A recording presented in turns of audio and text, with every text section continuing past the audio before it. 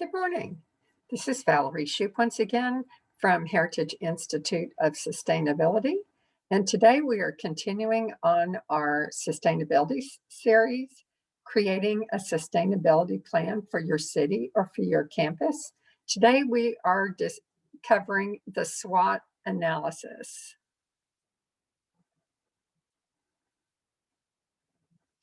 Okay, so if we were having a class together today, what we would do is go ahead and review the homework from last week and talk about what we did last week. Then we'd take a break and then we'd talk about our schedule for today. So remember, you can contact me at www.heritageios.com if you would like to have an in-person class.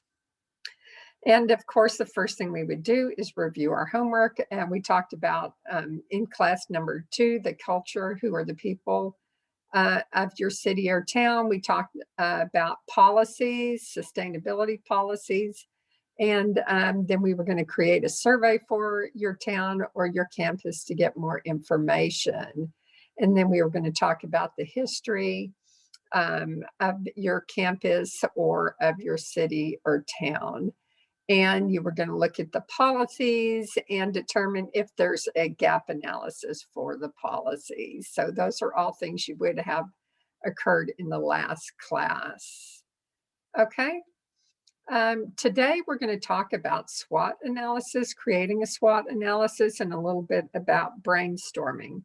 Those are important steps, next steps in creating your sustainability plan. So as you recall, sustainability defined was meeting the needs of the present generation without compromising the needs of the future generation. Of course, we repeat this each week because we want you to really understand what is sustainability. Now, Dr. Shoup, myself, my belief in sustainability, it's about Maslow's hierarchy of needs, really using this as a basis for your sustainability plan.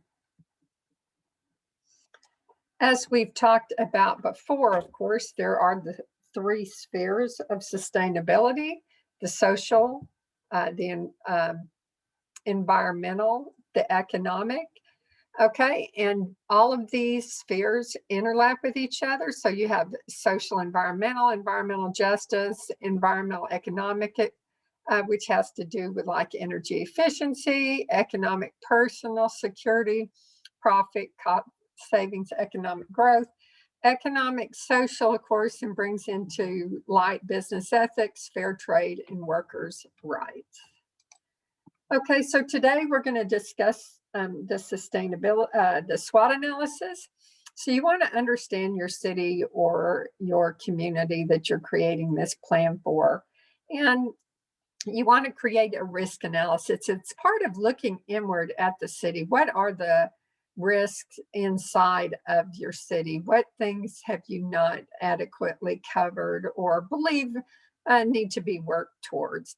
Then you're going to brainstorm the SWOT with your team, and then your team will create a SWOT analysis. And we really want you to focus on one thing you can really do better, because we don't want you to become overwhelmed by the sustainability plan.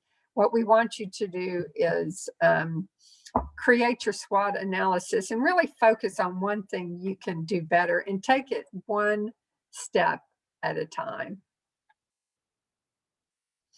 So understanding the role of the SWOT in your campus or in your town, you want to really understand your campus, and you want to refer back to your vision, mission, and values, and refer back to your strategic framework. These are things that we would have created in previous classes. Look at what do you do well and what areas can you improve, and what are the opportunities looking outward, and what are the threats to your community. What services? So strengths questions. Here's some of the questions you can ask us, like what services you provide, what are the social benefits, what are the economic benefits, and what are the environmental benefits? And what do you excel in? And what are your social benefits? Once again, your economic benefits, and what are the environmental benefits. So these are all things that you want to look at when determining the strength of your community, city, town, campus. Weaknesses, what processes are missing, what social benefits are missing, what economic and environmental benefits are missing. And remember, you want to look at both. If it's a city, you look at your employees. But of course, you want to look at the people in your community, and you want to look at the businesses in your community. So this is really a broad looking, and that's why it's important when you create this plan is to have employees, to have people from your city, community. You want to have a wide, a breadth of knowledge, so that you're sure that you don't leave anybody out when you're creating this plan. Opportunities, what processes does your organization excel in? Communication, sense of community, social health benefits, costs for various services, what investment opportunities exist, and do your customers understand the environmental benefits of what you do, and what is your differentiator? Now, differentiator is really important, whether you're a campus, whether you're a city. Why do people want to come to your city? Why do people want to come to your campus? So that differentiator is really an important thing to consider when you're creating your plan. Threats. So threats has to do with competition or other cities. What did they do better? How did they differentiate themselves? Does your competition do more innovative things? Are they more customer service oriented? Are you affected by external legislation? Are you staying abreast on what's going on externally? That is really important. A lot of times people will get into a business or say city manager and be so focused on their city that if they don't know what's going on outside, it's really difficult to improve the city. So you need to have broad thinkers on your team.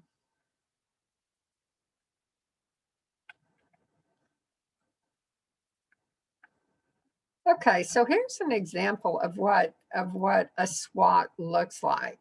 And this is how you would put together your SWOT. You would put your 4 squares, and then you would fill out each of your strengths, weaknesses, opportunities, and threats. So you might say, hey, we have a great reputation, loyal customers, we're a market leader. Weaknesses, we're a small business and our profit margin isn't great enough, and we really don't have employee retention. What are your opportunities to expand to new, larger location, buy local competitors, sell business, and start a new career? Threats: expand to a new, larger location, because say other people are providing, more services. You might decide that your local competitor, you want to buy them to increase your revenues and eliminate the competition, or you might want to sell your business. And when you're doing your SWOT, no matter how ridiculous things sound, when you're just brainstorming, put down what everybody's thinking, and then you can cross off the things that don't look realistic to you. So here's another example SWOT where you have quite a good variety. I won't read all these things to you, but remember that the strengths and weaknesses are more internal, the opportunities and threats are more external. So you can pause and look at this at some length if you wish. Now, if you were, what you want to do is have an activity, and so you want to get together with your team and get their input. You want to brainstorm strengths, weaknesses, opportunity, and threats. Now here, of course, it says city. You might be a campus or a town or something else, but this is basically the way you go about doing this activity. And then you can also just put up a poster and hang a pen off of it, invite people who maybe aren't necessarily on the team to fill in the dots. And then you would get together after the fact and look at what you found, and then come up with your SWOT analysis. So what do you think? Employee engagement means engaging employees. If you could change one thing, so this is an idea of what you could post, another thing you could post in your workplace. If you could change one thing, what would it be? What can we do better? What do we do well? Create a vision board, baseline your satisfaction. These are all things you can do through employee surveys, or you could just have posters hanging around with pens hanging off and letting people fill in the dots if they're afraid they can be identified by a survey. Many people have a lot of fears, so you want to be sure that you've considered that and gotten input from your employees, okay? And then benchmarking. So benchmarking is important. You need to look at what tools you use to benchmark where you are and what tools are available, and how do other organizations benchmark, and are there benchmarking practices that you wish to implement, and how do you differentiate yourself? So no matter what you do, you need to start with a benchmark when you're putting together your plan, so that you know where you are and basically where you want to go. So let's talk a little more about benchmarking so that you can understand. A measurement of the quality of your policy. So, for instance, you can look at other organizations' policies and see, do your policies, match up or include things that they might include. Benchmarking, you can do things like benchmark your energy use, and then look at the benchmarking tools out there to benchmark energy use. You can benchmark your performance, your employee engagement. There's so many things you can benchmark, but if you're creating a sustainability plan, when you start benchmarking, you can really, benchmarking helps uncover the weaknesses in your organization. That's why benchmarking is so important. So how to benchmark? So say you just want to look at a product or service, and you would identify the key performance metrics, collect data on benchmarking those metrics in the industry, and analyze your practices against industry practices. And then what you'll want to do is choose which practices that you want to benchmark. And then when to benchmark, you need to determine the frequency of inputting data. So for instance, if you're doing energy, you might put it in every month and see what your trends are. And then you need to determine your frequency of analyzing. And then you need to determine a schedule to analyze and adjust the process. And with anything else, you should have a team. So you might have an energy team, or say you might have a policy team, or whatever it is you're benchmarking. The more input you get, and I think 3 to 4 people is a good size of a team to really, you have 3 or 4 people focusing on whatever the measure is you're looking at. So differentiating. So what is it that you want to provide over other competitors? Is it better service, lower prices, better selection, higher end, greater convenience? I mean, it really depends on what type of institute are you, but these are just examples. And you need to decide how you want to differentiate from other places. If you're trying to make your city more desirable, or your campus, these are all things that you would look at. And so here are examples of differentiating, from the pizza example: fresh hot pizza delivered in 30 minutes or less, no hassle, no questions.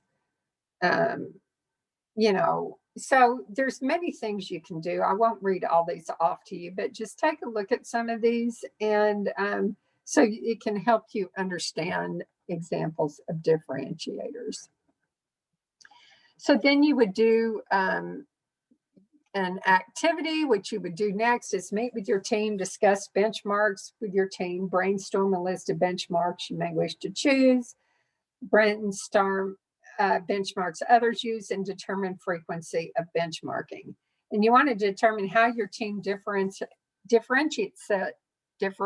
itself from others in the same business, and then you will create your findings. So that is where we would go next. And if you have any questions when you watch this video, please feel free to reach out to me at www.heiarchyios.com. There is a place where you can reach out to me, and then I can answer any questions that you might have. So I hope you have enjoyed this video, and stay tuned for Class 4 coming next week. Thank you.